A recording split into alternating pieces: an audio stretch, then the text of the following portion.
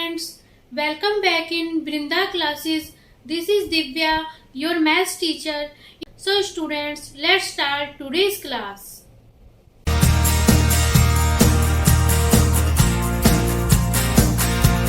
Question number second of exercise 4.3. This is give the equations of two lines passing 214. इसमें हमें क्या करना है, ये हमें पॉइंट दिया गया है 214, मतलब x की वैल्यू 2 और y की वैल्यू क्या है 14 है।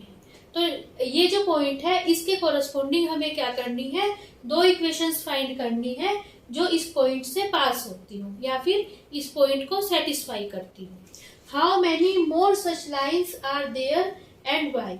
इसमें हमें ये बताना है कि ऐसी कितनी हम लाइंस फाइंड कर, कितनी लाइंस हो सकती हैं जो इस पॉइंट को क्या करती हो, पास करती हो, और उसका रीजन बताना है कि ऐसा क्यों है। यहाँ पे हमें पॉइंट्स दिया गया है 214। अब हमें यहाँ पे ऐसी इक्वेशन निकालनी है जो इस पॉइंट को से पास होती हो। देखो इसका ये कंसेप्ट है, इस पॉइंट से पास होने वाली वो इक्वेशन होगी जो इस पॉइंट को सेटिस्फाई करती हो। जैसे मान लो अगर मैं ये इक्वेशन लिख देती हूँ x plus y equal to 16, तो अब मैं क्या करूंगी, अगर ये वाला पॉइंट इस इक्वेशन को सेटिस्फाई करेगा तो इसका मतलब ये हो जाएगा ये वाली जो इक्वेशन है ये इस पॉइंट से क्या हो रही होगी, पास हो रही होगी। मैंने आपको जब ग्राफ बनाना सिखाया था तभी मैंने आपको ये वाली बात बताई थी। अगर आप ग्राफ की वीडियो देखना चाहते हैं कि किसी भी इक्वेशन का ग्राफ कैसे बनाया जाता है तो उसकी मैंने अलग से वीडियो बनाई हुई है, उसका लिंक मैंने डिस्क्रिप्शन और आई बटन में डाल दिया है, वहां जाके आप विजिट कर सकते हैं।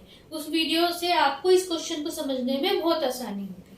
देखो अब हम क्या करेंगे, ये वाला पॉइंट रख के देखेंगे। देखो यहाँ पे जो फर्स्ट पॉइंट होता है वो एक्स को शो करता है, तो एक्स की वैल्यू है 2 और प्लस सेकेंड पॉइंट शो करता है वाई को 2 प्लस यहाँ पे y की वैल्यू है 14। 2 और 14 कितना हो जाएगा, 16 हो जाएगा। देखो left hand side x plus y की वैल्यू क्या आई है, 16 आई है। वही राइट हैंड साइड की वैल्यू है इक्वल टू, देखो यहाँ पे राइट हैंड साइड भी 16 है। तो देखो जब यहाँ पे LHS की वैल्यू RHS की इक्वल हो रही है, इसका मतलब ये वाला जो पॉइंट है ये इस इक्वेशन को क्या कर रहा है, सेटिस्फाई कर रहा है। तो मतलब ये जो इक्वेशन होगी ये इस पॉइंट से क्या होएगी, पास होएगी। तो ये जो हो जाएगी हमारे पास फर्स्ट इक्वेशन। अब इसी तरह हमें दो इक्वेशन फाइंड करनी थी, तो सेकंड इक्वेशन कैसे फाइंड करेंगे, ऐसी कोई और इक्वेशन बना लो आप अपनी तरफ से जो क्या हो, इस पॉइंट से को सेटिस्फाई कर रही हो। सेकंड इक्वेशन में क्या मान लेती हूँ मैं, ये वाली लाइन ले लेती हूँ 7x minus Y equal to 0।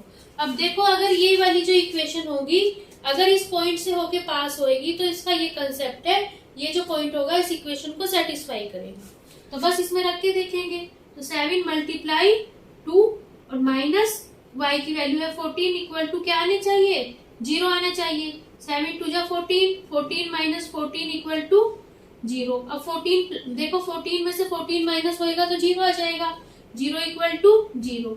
देखो यहाँ पे जो है लेफ्ट हैंड साइड की वैल्यू क्या आ गई, राइट हैंड साइड के इक्वल आ गई। तो इसका मतलब ये वाला जो पॉइंट है इस इक्वेशन को सेटिस्फाई कर रहा है। तो इस तरह ये जो इक्वेशन होगी ये क्या होगी, इस पॉइंट से पास हो जाएगी। अब देखो हमें इसमें बताना था how many more such lines are there. इसमें ये बताना था ऐसी हमें कितनी सारी इक्वेशंस मिलेंगी जो इस पॉइंट से पास हो रही होंगी। तो इसका जो आंसर आएगा सेकंड पार्ट का, ये आएगा इनफाइनाइट। ऐसी हमारे पास इनफाइनाइट इक्वेशंस होंगी, इनफाइनाइट क्या होंगी, लाइंस होंगी जो हमारे पास क्या होंगी, इस पॉइंट से पास हो रही होंगी। क्यों होंगी, देखो आप चाहो तो अपनी तरफ से ऐसी कोई भी लाइन बना सकते हो। जैसे मान लो मैं ये बना लू माइनस के 7x plus y equal to 0।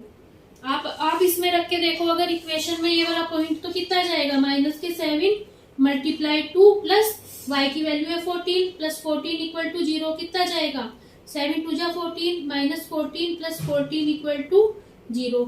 देखो 14 माइनस का है 14 प्लस का है, जब दो नंबर सेम हो, एक प्लस का हो एक माइनस का हो, कैंसिल हो जाते हैं। यहाँ पे कितना जाएगा, 0 इक्वल टू 0। देखो दोनों साइड 0 आ गया, इसका मतलब left hand side right hand side के इक्वल आ गई।